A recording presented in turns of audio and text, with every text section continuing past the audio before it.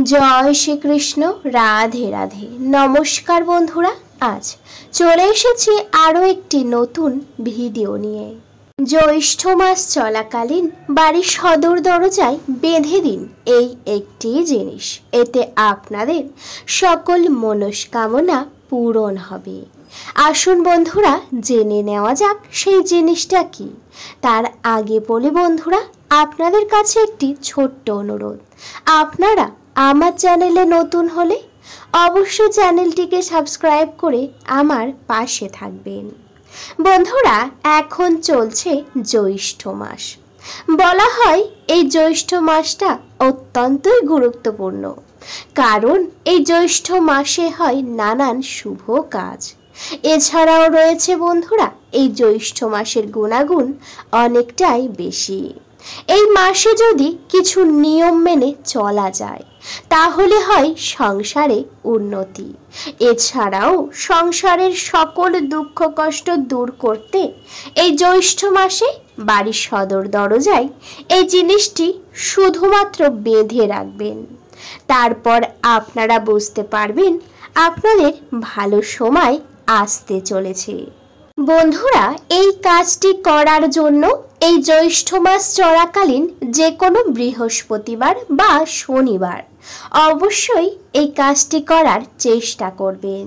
তার কারণ হলো এই দুটি দিন অত্যন্তই শুভ যে কোনো কাজের জন্য, তাই যেদিন সময় হবে সেই দিন অবশ্যই এই কাজ করবেন। এই কাজ করার জন্য প্রথমেই নিজেকে শুদ্ধ করতে হবে, অর্থাৎ সকালে এই কাজটি করতে হবে। ঘুম থেকে উঠে আপনাদের স্নান সেরে নিতে হবে। স্নান সেরে শুদ্ধ বস্ত্র পরে ঠাকুর ঘরে নিত্য পূজার আয়োজন করে নিতে হবে।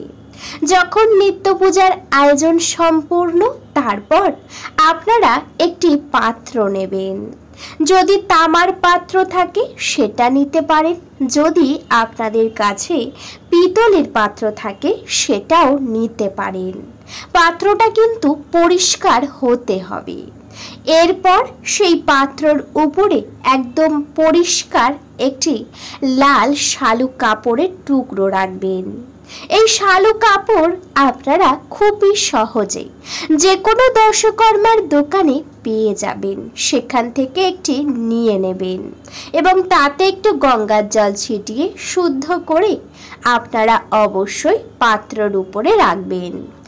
এরপর শালু কাপড়ের মধ্যে আপনাদেরকে এই তিনটি জিনিস রাখতে হবে। প্রথমে যে জিনিসটি রাখবেন তা হলো বন্ধুরা একটি পদ্ম বীজ। হ্যাঁ বন্ধুরা, একেবারেই ঠিকই শুনেছেন। এই পদ্ম বীজ প্রত্যেক বাড়িতেই দেখা যায় ঠাকুর ঘরে সর্বদাই পুজোর কাজে লাগে। যদি আপনাদের বাড়ি নাও থাকে কিন্তু এই কার্যটি আপনারা করতে চান, সেক্ষেত্রে অবশ্যই আপনারা যে কোনো দর্শকর্মার দোকান থেকে গিয়ে পদ্ম বীজ কিনে নিয়ে আসবেন।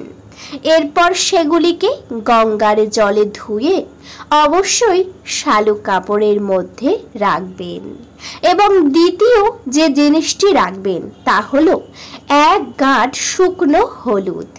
বন্ধুরা, এই শুকনো হলুদ কিন্তু যে কোনো দোকানে পেয়ে যাবেন, সেখান থেকে নিয়ে নেবেন। আর যদি বাড়ির ঠাকুর ঘরে থাকে সেখান থেকে নেবেন, কিন্তু রান্নাঘরের ব্যবহার করা হলুদ একেবারেই নেবেন না, তাহলে আপনাদের এই কাজের পূর্ণ ফল একেবারেই পাবেন না। তাই অবশ্যই নতুন কিনে নিয়ে আসবেন। এরপর সেই শুকনো হলুদটিকে প্রথমেই আপনারা একটু গঙ্গার জল দিয়ে ভালো করে ধুয়ে নিতে পারেন বা গঙ্গার জল ছিটিয়ে শুদ্ধ করে নিতে পারেন। এরপর সেই এক গাঁটি হলুদ নিয়ে শালু কাপড়ের মধ্যে অবশ্যই রাখবেন।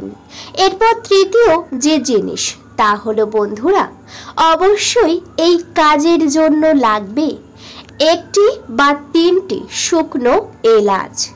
বন্ধুরা, এই শুকনো এলাচ রান্নাঘরে থাকে সবাই জানেন, কিন্তু আপনারা সেখান থেকে নেবেন না, আপনারা অবশ্যই নতুন কিনে নিয়ে আসবেন।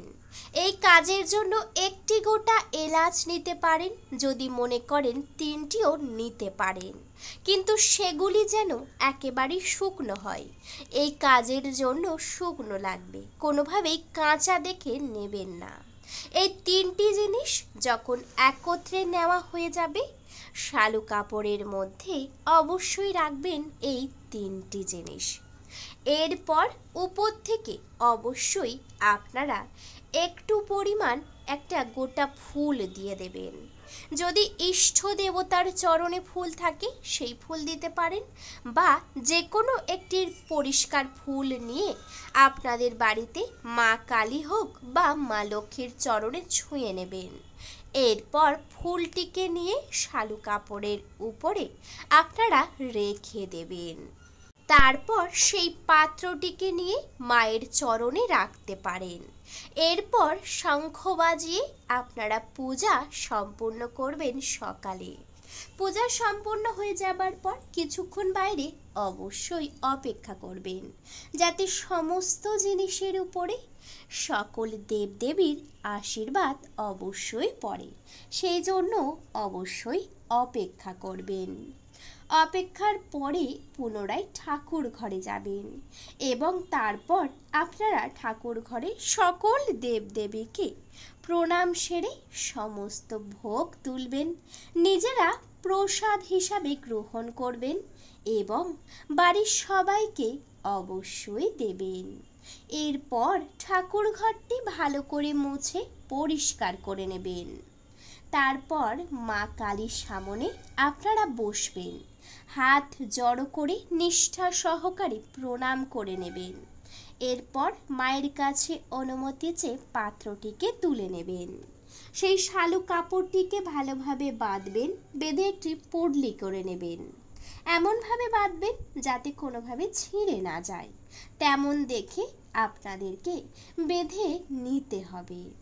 এরপর শালু কাপড়টিকে নিয়ে সোজা বাড়ির সদর দরজা বা মেন গেট, যেটাকে বলা হয় প্রবেশদ্বার, সেই জায়গায় যাবেন এবং পূর্ব দিকে মুখ করে আপনারা অবশ্যই শালু কাপড়টি নিয়ে পুডলিটিকে সদর দরজার পূর্ব কোণে একেবারেই উপরের দিকে বেঁধে দেবেন।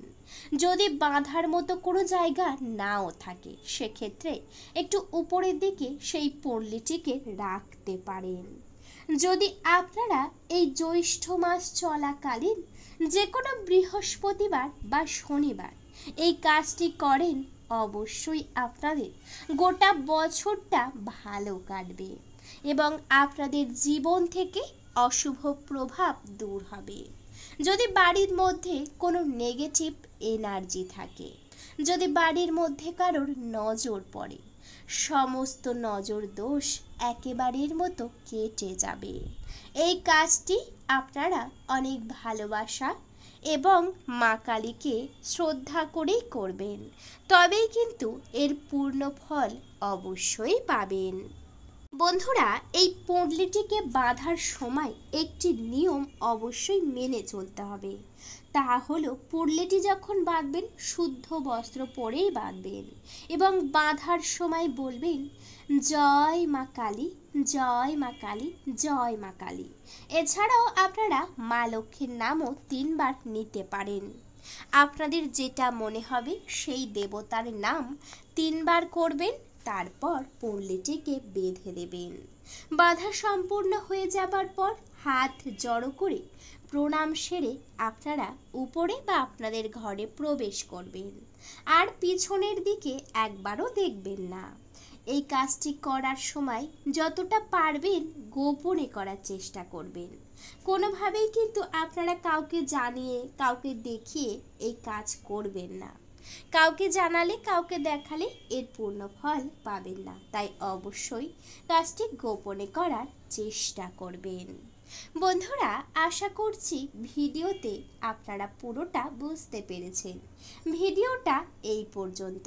ভিডিওটি যদি ভালো লেগে থাকে অবশ্যই ভিডিওতে একটি লাইক করবেন, শেয়ার করবেন এবং সাবস্ক্রাইব করে আমার পাশে থাকবেন। আজকের মতো আমি বিদায় নিলাম। সবাই ভালো থাকবেন, সুস্থ থাকবেন। সকলকে জানাতে চাই অনেক অনেক হরে কৃষ্ণ। রাধে রাধে।